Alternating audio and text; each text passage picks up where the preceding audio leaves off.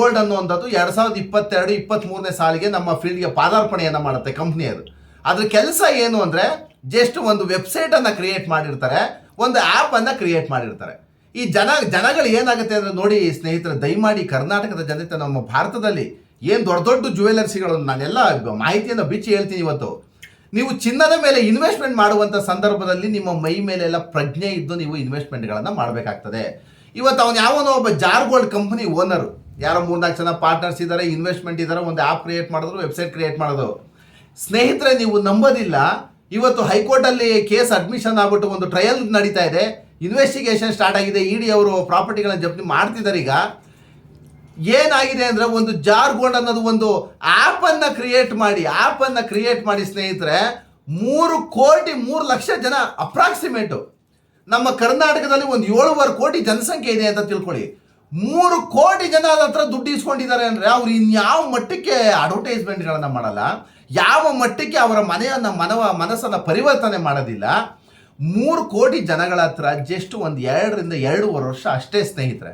ದಯಮಾಡಿ ನಮ್ಮ ಕರ್ನಾಟಕದ ಹೆಣ್ಣು ಮಕ್ಕಳಿಗೆ ನಾನು ಬೇಡ್ಕೊಳ್ಳೋದೇನೆಂದರೆ, 3 ಕೋಟಿ ಜನರ ಹತ್ರ 4,000 ಕೋಟಿ ದುಡ್ಡನ್ನು ಲೂಟಿ ಮಾಡಿದ್ದಾರೆ ಇವತ್ತು ಅಂದರೆ ಸ್ನೇಹಿತರೆ. ಆಮೇಲೆ ನಮ್ಮ ಕರ್ನಾಟಕದ ಜನಗಳಿಗೆ ಅದೇನು ತಲೆ ಇಲ್ವಾ?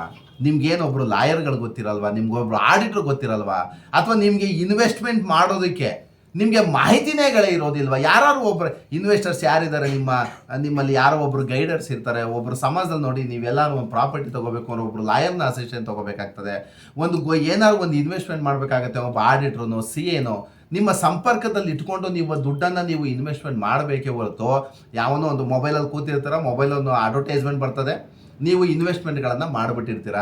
ಇವತ್ತು ನಿಮಗೆ IMA ಹಗರಣ ಆಯಿತು ಸ್ನೇಹಿತರೆ. ಇವಾಗ ಒಂದು 4-5 ವರ್ಷ ಕಳೀತು ಅಂತ ತಿಳ್ಕೊಳ್ಳಿ. 1,000 ಕೋಟಿ ಹಗರಣ ಆಯಿತು. 1,000 ಕೋಟಿ ಪಾಪ ಅವ್ನು ತಗೊಂಡವನು ದುಬೈ, ಇಂಗ್ಲೆಂಡು ಎಲ್ಲೆಲ್ಲ ಹೋಗ್ಬಿಟ್ಟು ಮೋಜು ಮಸ್ತಿಗಳನ್ನು ಮಾಡಿಬಿಟ್ರು. ಒಬ್ರಿಗಾನು ದುಡ್ಡು ವಾಪಸ್ ಬಂತೇನ್ರಿ? ಆ ಪಾಪ IMA ಹಗರಣದಲ್ಲಿ ನಿಮಗೆ ಗೊತ್ತಿದ್ದಂಗೆ ಒಬ್ರಿಗೆ ₹1 ವಾಪಸ್ ಬಂದು ಎಲ್ಲ 30 ಲಕ್ಷ, 40 ಲಕ್ಷ, 1 ಕೋಟಿ, 2 ಕೋಟಿ, 5 ಕೋಟಿ. ಪಾಪ ಅವರೆಲ್ಲ ಇನ್ಶೂರೆನ್ಸ್ ಎಲ್ಲ ಕೆಲಸಗಳನ್ನು ಮಾಡಿರ್ತಾರೆ. ಗೌರ್ಮೆಂಟ್ ಸರ್ವೆಂಟ್ಗಳು PF ಹಣ ಬಂದಿರುತ್ತೆ, ಒಂದು ಸೆಟ್ಲ್ಮೆಂಟ್ ಅಮೌಂಟ್ಗಳು ಬಂದಿರುತ್ತೆ, ಅಕೌಂಟಲ್ಲಿ ಒಂದು 50-60 ಲಕ್ಷ ಇಟ್ಕೊಂಡಿರ್ತಾರೆ. ಅವ್ರು ಯಾವುದೋ ತಗೊಂಡೋಗಿ IMA ಹಗರಣದ ಮೇಲೆ ಹಾಕಿದ್ರು. ಆ ದುಡ್ಡು ಇವತ್ತಿಗೂ ಎನ್ಕ್ವೈರಿಗಳು ನಡೀತಾ ಇದೆ, ಒಬ್ರಿಗೂ ₹1 ದುಡ್ಡು ಬರಲಿಲ್ಲ. ಇದೇ ಕೇಸು ಈ ಥರ ಆಗುತ್ತೆ. ಯಾವನೋ ಶ್ರೀನಿವಾಸ್ ಶಾಸ್ತ್ರಿ ಬರ್ತಾನೆ, ಯಾವುದೋ ಬ್ಲೇಡ್ ಕಂಪ್ನಿಗಳನ್ನು ಸ್ಟಾರ್ಟ್ ಮಾಡ್ತಾರೆ, ಇವನು ಯಾವನೋ ಬರ್ತಾನೆ ಜಾರ್ ಗೋಲ್ಡ್ ಓಪನ್ ಮಾಡ್ತಾನೆ. ಇಷ್ಟೊತ್ತಿಗಾಗಲೇ ಜನಗಳಿಗೆ ₹1 ವಾಪಸ್ ಬರುವಂಥ ಶಕ್ತಿ ಆಮೇಲೆ ಕಾನೂನಲ್ಲೂ ಅದಿರಲ್ಲ. ನೀವೆಲ್ಲ ಯಾವುದೇದೋ ಅಕೌಂಟ್ಗೆ ಹಾಕಿರ್ತೀರ, ಯಾವುದೇದೋ ಕ್ಯಾಶ್ಗಳು ಕೊಟ್ಟಿರ್ತೀರ, ನಿಮ್ಮ ಹತ್ರ ಒಂದು ಬಿಲ್ ಇರಲ್ಲ, ರೆಸಿಪ್ಟ್ಗಳಿರಲ್ಲ, GST ಅಕೌಂಟಿಗೆ ಪಾಸ್ ಮಾಡಿರಲ್ಲ, ನೀವು ಕ್ಯಾಶ್ ಕಟ್ಟಿರ್ತೀರ. ನಮ್ಮ ಜನಕ್ಕೆ ದಯಮಾಡಿ ನಾನು ಹೇಳುವಂಥದ್ದು ಏನಾಗುತ್ತಂದರೆ, ಇವತ್ತು ನಾನು ಈ ಒಂದು ಮಾಧ್ಯಮದ ವಿಚಾರಕ್ಕೆ ಬಂದಿರೋದಂದರೆ, ನಮ್ಮ ಕರ್ನಾಟಕದಲ್ಲಿ ಬಹಳಷ್ಟು ಗೋಲ್ಡ್ ಜ್ಯುವೆಲರಿ ಅಂಗಡಿಗಳಿದೆ. ಅದರಲ್ಲೂ ಪ್ರಖ್ಯಾತ ಜ್ಯುವೆಲರಿ ಅಂಗಡಿಗಳು ಪ್ರತಿನಿತ್ಯ ಅಡ್ವರ್ಟೈಸ್ಮೆಂಟನ್ನು ಮಾಡುವಂಥದ್ದು, ಗ್ರಾಹಕರಿಂದ ಸೆಳೆಯುವಂಥದ್ದು, ಗ್ರಾಹಕರಿಂದ ಹಣವನ್ನು ಬಂಡವಾಳಗಳನ್ನಾಗಿ ಮಾಡ್ಕೊಳ್ಳೋದು, ಸಾರ್ವಜನಿಕರಿಗೆ ಮೋಸ ಮಾಡುವಂಥದ್ದು. ಇವತ್ತು ಜಾರ್ ಗೋಲ್ಡ್ ಏನಕ್ಕೆ ಅದನ್ನು ಇವತ್ತು ಸೀಸ್ ಮಾಡಿದ್ದಾರೆ? ಯಾಕೆ ಇವತ್ತು ಎಂಕ್ವೈರಿ ಕಂಡಕ್ಟ್ ಆಗಿದೆ ಅಂದರೆ, ಜನಗಳಿಂದ ಮಾಸಿಕವಾಗಿ ಹಣವನ್ನು ಕಟ್ಟಿಸ್ಕೋತಾ ಇದ್ರು. ತಿಂಗಳ EMIಗಳನ್ನು ಕಟ್ಟಿಸ್ಕೋತಾರೆ. ವರ್ಷಕ್ಕೊಂದ್ಸಲ ಯಾವತ್ತೋ ಒಂದ್ಸಲ ಚಿನ್ನ ಕೊಡ್ತೀನಿ ಅಂದರು, ಚಿನ್ನ ಕೊಟ್ಟಿಲ್ಲ. 4,000 ಕೋಟಿ ಹಗರಣವನ್ನು ಮಾಡಿದ್ದಾರೆ. ಹಣವನ್ನು ದುರುಪಯೋಗ ಪಡಿಸ್ಕೊಂಡಿದ್ದಾರೆ. ಸಾರ್ವಜನಿಕರಿಂದ ಹಣವನ್ನು ಪಡ್ಕೊಂಡು ದುರುಪಯೋಗ ಪಡಿಸ್ಕೊಂಡು ಅಂತ FIR ಹಾಕಿದ್ರು, ಸೀಸ್ ಮಾಡಿದ್ರು. ED ಅಧಿಕಾರಿಗಳು ಎನ್ಕ್ವೈರಿಯನ್ನು ಸ್ಟಾರ್ಟ್ ಮಾಡಿದ್ರು. ಸ್ನೇಹಿತರೆ, ನಾನೊಂದು ಮಾತು ಹೇಳ್ತೀನಿ ಕೇಳಿ. ಇವತ್ತು ನಮ್ಮ ಈಗೆಲ್ಲ ಡಾಕ್ಯುಮೆಂಟ್ ಸಮೇತ ನಾನು ತೆಗೆದಿಟ್ಕೊಂಡಿದ್ದೀನಿ. ಅವ್ರು ಯಾವುದೋ ಒಂದು ಜಾರ್ ಗೋಲ್ಡ್ ಆ್ಯಪು ಅಂತ ನಾವು ಹೇಳ್ಬಿಡ್ತೀವಲ್ಲ, ಇವತ್ತು ಸಮಾಜದಲ್ಲಿ ಏನಾಗಿದೆ ಗೊತ್ತಾ? ಯಾವುದೋ ಒಂದು ನೋಡಿ, ನಮ್ಮ ಯಾವುದೋ JDS MLA ಸರವಣ ಅಂತ ಯಾರೋ ಒಬ್ಬ ಇದ್ದಾನೆ, ಸಾಯಿ ಗೋಲ್ಡ್ ಪ್ಯಾಲೇಸ್ ಅಂತ ಒಂದು ಜ್ಯುವೆಲರಿ ಅಂಗಡಿ ಇದೆ. ಆಮೇಲೆ ಆಭರಣ ಅಂತಿದೆ. ಆಮೇಲೆ ಅವ್ಯಾವ್ಯಾವು ಮಲಬಾರ್ ಗೋಲ್ಡು, ಜೋಯಲಕಾಸು, ಭೀಮಾ, ಲಲಿತಾ ಜ್ಯುವೆಲರಿ, ಆಮೇಲೆ ತನಿಷ್ಕು, ಸೆನ್ಕೋ ಗೋಲ್ಡ್ ಅಂಡ್ ಆಮೇಲೆ ಇದು ಕೃಷ್ಣಯ್ಯ ಚೆಟ್ಟಿ ಆ್ಯಂಡ್ ಸನ್ಸ್ ಅಂತ, ಈ ಕನಿಕಾ ಜ್ಯುವೆಲರ್ಸು. ನಮ್ಮ ಮಾರ್ಕೆಟಲ್ಲಿ ತುಂಬ ದೊಡ್ಡದಾದಂಥ ಅಂತ ನೋಡಿ, ನೀವು ದಿನಾ ಬೆಳಗಾರೆ ಅಬ್ಸರ್ವ್ ಮಾಡಿ. ಆ ಸಾಯಿ ಗೋಲ್ಡ್ ಪ್ಯಾಲೇಸು, ಈ ಯಾವುದೋ MLC ಏನೋ ಆಗಿದ್ದಾರೆ ಸರವಣ ಅಂತ ಅವರು, ಆಮೇಲೆ ಇದು ಯಾವುದೋ ಲಲಿತಾ ಜ್ಯುವೆಲರಿ, ಆಮೇಲೆ ಈ ಕನ್ನಿಕಾ, ಆಮೇಲೆ ಈ ಯಾರ್ಯಾರೋ ಈ ಗಿಲ್ಲಿ, ಅವ್ರು ಯಾರೋ ಬಿಗ್ ಬಾಸ್ ಅವರು, ಆ ಗಿಲ್ಲಿ ಮತ್ತು ಗಗನ ಅವರೆಲ್ಲ ಹೋಗಿ ಪ್ರಮೋಟ್ ಮಾಡ್ತಾ ಇರ್ತಾರಲ್ಲ. ನಾನು ನಿಮಗೆ ಕ್ಲೀನಾಗಿ ಹೇಳ್ತೀನಿ ಕೇಳಿ.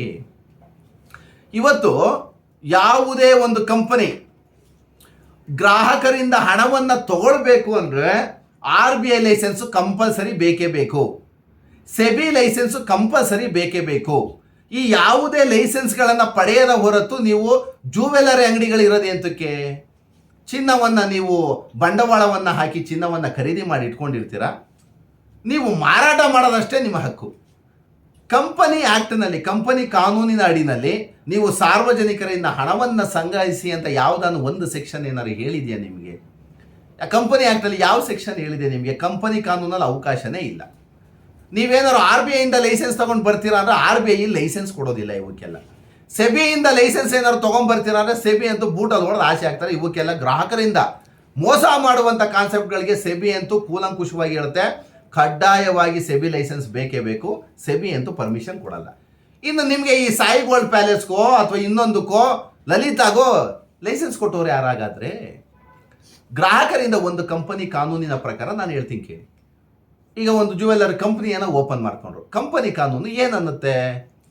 ನೀವು ಸಾರ್ವಜನಿಕರಿಂದ ಬಂಡವಾಳವನ್ನು ಹಾಕಿಸ್ಕೊಳ್ತೀರಾ ಅಥವಾ ಮುಂಗಡ ಹಣವನ್ನು ಹಾಕಿಸ್ಕೊತೀರಾ ಅಂತ ತಿಳ್ಕೊಳ್ಳಿ.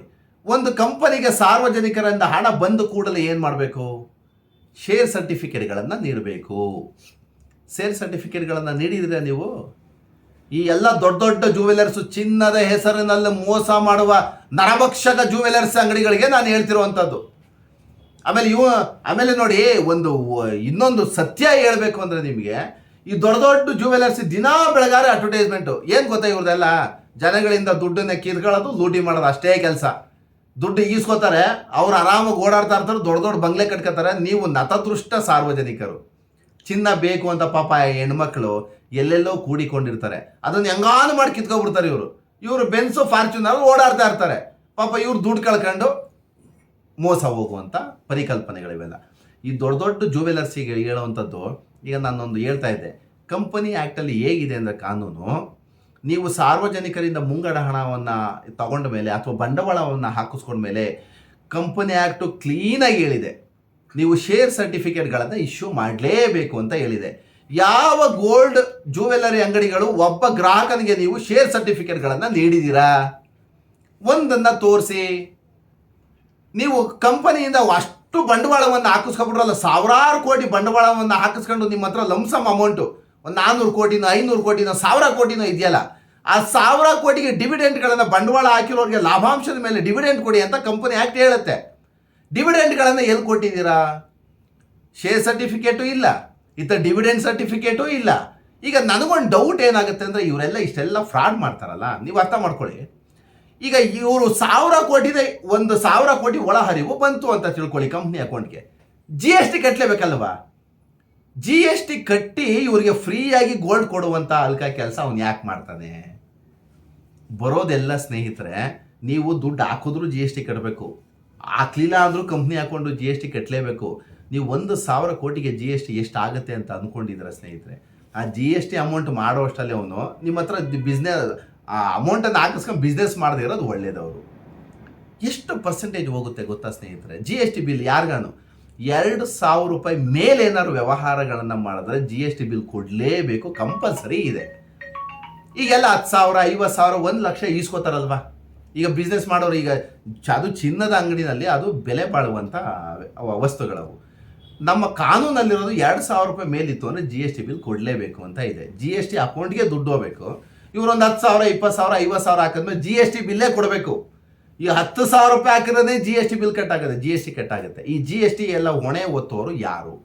ನೀವು ಅರ್ಥ ಮಾಡ್ಕೋತೀರ ಸಾರ್ವಜನಿಕರು ಇದೆಲ್ಲ. ಇನ್ನು ಆಮೇಲೆ ಸೆಬಿ ಏನನ್ನುತ್ತೆ ಅಂದರೆ, ಸೆಬಿ ಈ ಥರ ಸಾರ್ವಜನಿಕರಿಂದ ಹಣ ಸಂಗ್ರಹಿಸಿ ಮಾಡುವ ಉದ್ದಿಮೆಗಳಿಗೆ ಏನು ಮಾಡುತ್ತೆ, ಸೆಬಿ ಅನ್ನೋದು ಒಂದು ಪ್ರಾಧಿಕಾರ. ಅದು ಏನು ಮಾಡುತ್ತೆ ಅಂದರೆ, ಸೆಬಿ ಲೈಸೆನ್ಸ್ ಏನಾಗುತ್ತೆ ಅಂದರೆ ಮಾಸ್ಟರ್ ಡಿಗ್ರಿ ಆಗಿರಲೇಬೇಕು. ಈಗ ಪೋಸ್ಟ್ ಗ್ರ್ಯಾಜುಯೇಷನ್ ಆಗಿರಬೇಕು. ನಿಸ್ಮ ಅಂತ ನ್ಯಾಷನಲ್ ಸ್ಟಾಕ್ ಎಕ್ಸ್ಚೇಂಜ್ ಒಂದು ಎಕ್ಸಾಮ್ ಬರುತ್ತೆ. ಎಕ್ಸಾಮ್ ಬರ್ದು ಪಾಸ್ ಆಗಿ ಅವನ ಹತ್ರ ಸರ್ಟಿಫಿಕೇಟ್ ಇದ್ರೆ ಮಾತ್ರ ಅವನಿಗೆ ಸೆಬಿ ಲೈಸೆನ್ಸ್ ಕೊಡುವಂಥದ್ದು. ಈ MLA ಸರ್ವಣ ಏನು ಓದಿದ್ದಾರೆ, MLC ಸರ್ವಣ ಏನು ಓದಿದ್ದಾರೆ, SSLC ಏನೋ ಪಾಸ್ ಆಗಿದ್ದಾರೆ ಅವರು. ಆಮೇಲೆ ಅದ್ಯಾರು ಜೋಯಲ್ ಕಾಸು 10th PUC ಪಾಸ್ ಆಗಿದ್ದಾರೆ. ಆಮೇಲೆ ನಾವು ಯಾವ ಲಲಿತಾ ಜ್ಯುವೆಲ್ಲರಿ ದಿನಾ ಬೆಳಗಾರೆ ನೋಡ್ತಾ ಇರ್ತೀವಿ. ನಿಮ್ಮ ಚಿನ್ನವನ್ನು ನಿಮಗೆ ಮೋಸನೇ ಮಾಡೋದಿಲ್ಲ. ಒಂದೊಂದು ರೂಪಾಯಿ ಹಣದಿಂದ ನಿಮ್ಮ ಮನೆ ಬೆಳಗುತ್ತದೆ. ಅವನ ಅಡ್ವರ್ಟೈಸ್ಮೆಂಟ್ ಕೊಡೋದು ನೋಡಿ, ಲಲಿತಾ ಜ್ಯುವೆಲರ್ಸ್ ಇರೋದು. ಕಷ್ಟಪಟ್ಟ ಹಣ ಮೋಸ ಹೋಗಬಾರ್ದು. ಎಲ್ಲಿದೆ ನಿಮ್ಮ ಹತ್ರ RBI ಲೈಸೆನ್ಸ್? ಎಲ್ಲಿದೆ? ಜನಗಳಿಂದ ನೀವು ಇನ್ವೆಸ್ಟ್ಮೆಂಟ್ ಅನ್ನು ಮಾಡಿಸ್ಕೋತಾ ಇದ್ದೀರಲ್ವಾ mister Lalitha jewellery, Sai gold jewellery. ಸಾರ್ವಜನಿಕರಿಂದ ಹಣ ಪಡ್ಕೊಂಡ ಮೇಲೆ ನೀವು ಶೇರ್ ಸರ್ಟಿಫಿಕೇಟ್ಗಳನ್ನು ಇಶ್ಯೂ ಮಾಡಿದ್ದೀರಾ, ಡಿವಿಡೆಂಡ್ಗಳನ್ನು ಕೊಟ್ಟಿದ್ದೀರಾ. ಸೆಬಿ ಲೈಸೆನ್ಸ್ ಇದೆಯಾ ನಿಮ್ಮ ಹತ್ರ? ಒಳ್ಳೆ RBI ಲೈಸೆನ್ಸ್ ಇದೆಯಾ ನಿಮ್ಮ ಹತ್ರ? ಇವರೆಲ್ಲ ಏನು ಮಾಡ್ತಾರೆ ಅಂದರೆ ಸ್ನೇಹಿತರೆ, ಇಡೀ ಕರ್ನಾಟಕದ ಜನದ ಅರ್ಥ ಮಾಡ್ಕೋಬೇಕು. ಒಂದು 50,000 ರೂಪಾಯಿ ಕೊಟ್ಟು ಒಂದು ವೆಬ್ಸೈಟ್ ಓಪನ್ ಮಾಡೋದು, ಒಂದು 5,000 ರೂಪಾಯಿ ಕೊಟ್ಟರೆ ಒಂದು ಕಂಪ್ನಿ ಓಪನ್ ಮಾಡ್ತಾರೆ, 3,000 ರೂಪಾಯಿ ಕೊಟ್ಟರೆ ಒಂದು GST ಓಪನ್ ಮಾಡ್ತಾರೆ. ಇಷ್ಟೇ ಬಂಡವಾಳ ಅವ್ರದ್ದು. ಇನ್ನು ಮಿಕ್ಕಿದ್ದೆಲ್ಲ ಸಾರ್ವಜನಿಕರ ಹಣ, ನಿಮ್ಮ ದುಡ್ಡನ್ನು ಇಟ್ಕೊಂಡೇ ಆಟ ಆಡ್ತಾ ಇರ್ತಾರೆ ಅವರು. ಇವತ್ತು ನೆನ್ನೆ ಮೊನ್ನೆ ಈ 3 ವರ್ಷದಿಂದ ಏನು ಇರಲಿಲ್ಲ ಜಾರ್ ಕಂಪ್ನಿ ಓನರ್ಗಳಿಗೆ, ಖಾಲಿ ಕೈ. ಇವತ್ತಾಲೆ 4,000 ಕೋಟಿ ಮಾಲೀಕರಾಗಿದ್ದಾರೆ ಅಂದರೆ ಆ ಲೋಫರ್ಗಳನ್ನು, ಆ ಫ್ರಾಡ್ಗಳನ್ನು ಬೆಳೆಸ್ತವ್ರು ಯಾರು? ಎಲ್ಲ ನಿಮ್ಮ ದುಡ್ಡೇ, ಸಾರ್ವಜನಿಕರ ದುಡ್ಡು. ಕ್ಲೀನಾಗಿ ಎಲ್ಲ ಕೂತ್ಕೊಂಡು ಎಲ್ಲೋ ಮೊಬೈಲಲ್ಲಿ ಅಕೌಂಟಲ್ಲಿ ದುಡ್ಡು ಇರ್ತದೆ, ಪಾಸ್ ಮಾಡ್ತಾ ಇರ್ತೀರ ನಿಮ್ಮ. ಆಮೇಲೆ ಇದೊಂದು ಸತ್ಯ ಏನಾಗುತ್ತೆ ಅಂದರೆ ದಯಮಾಡಿ ಅರ್ಥ ಮಾಡ್ಕೊಳ್ಳಿ, ಯಾಕೆ ಅವರು ಫ್ರಾಡ್ಗಳು ಬೆಳೀತಾ ಇರ್ತಾರೆ ಅಂದರೆ, ಈಗ ನಮ್ಮದು ಎಷ್ಟೋ ಬ್ಲೇಡ್ ಕಂಪ್ನಿಗಳದ್ದು ಇದಾಗುತ್ತಲ್ಲ, ಶ್ರೀನಿವಾಸ ಶಾಸ್ತ್ರಿದು ಮತ್ತೊಂದು ಮಗದೊಂದು ಚೈನ್ ಲಿಂಕ್ಗಳದ್ದು ಕೇಸ್ ಆಗುತ್ತಲ್ಲ. ಈಗ ಒಂದು 3 ಕೋಟಿ ಜನ ಇನ್ವೆಸ್ಟ್ಮೆಂಟ್ ಮಾಡಿದಾರಲ್ಲ ಜಾರ್ ಕಂಪ್ನಿ ಮೇಲೆ, 2.25 ಕೋಟಿ ಜನ ಕೋರ್ಟ್ಗೆ ಬರಲ್ಲ. ಅದರಲ್ಲೂ ಏನಾಗುತ್ತೆ ಗೊತ್ತಾ, ಒಂದು 5 ಲಕ್ಷ 10 ಲಕ್ಷ ಇನ್ವೆಸ್ಟ್ಮೆಂಟ್ ಮಾಡಿ ಯಾವನೋ ಒಬ್ಬ ಬುದ್ಧಿವಂತ, ಯಾರೋ ಲಾಯರ್ ಇರ್ತಾರೆ, ಯಾರೋ ಇಂಜಿನಿಯರ್ ಇರ್ತಾರೆ, ಮನೆಯವ್ರು ಗೊತ್ತಿಲ್ಲದಂಗೆ ಇನ್ವೆಸ್ಟ್ಮೆಂಟ್ ಮಾಡಿಬಿಟ್ಟಿರ್ತಾರೆ. ಅವ್ರೇನು ಮಾಡ್ತಾರೆ, ಏನಾದರೂ ಬಿಡೋದೇ ಇಲ್ಲ, ಕೋರ್ಟ್ಗೆ ಹೋದ್ರೂ ಪರವಾಗಿಲ್ಲ ಅಂದ್ಬಿಟ್ಟು ಕೋರ್ಟಿಗೆ ಬಂದು ಕೇಸ್ ಆಗಿ ದುಡ್ಡನ್ನು ವಾಪಸ್ ಇಸ್ಕೊಳ್ಳೋರು ಭಾರಿ ಕಮ್ಮಿ. ಈ ಕೆಲವೊಬ್ರು ಏನು ಮಾಡ್ತಾರೆ ಗೊತ್ತಾ, ಎಲ್ಲ 20 ಲಕ್ಷ 30 ಲಕ್ಷ ಕ್ಯಾಶ್ ಕೊಟ್ಬಿಟ್ಟಿರ್ತಾರೆ. ಅಯ್ಯೋ ನಾನು ಎಲ್ಲೋ ಕ್ಯಾಶ್ ಇಸ್ಕೊಬಂದು ಕೊಟ್ಬಿಟ್ಟೆ, ಇನ್ನು ನನ್ನ ದುಡ್ಡು ಬರ್ತದ, ಹೋಯ್ತು ದುಡ್ಡು ಅಲ್ಲಿಗೆ.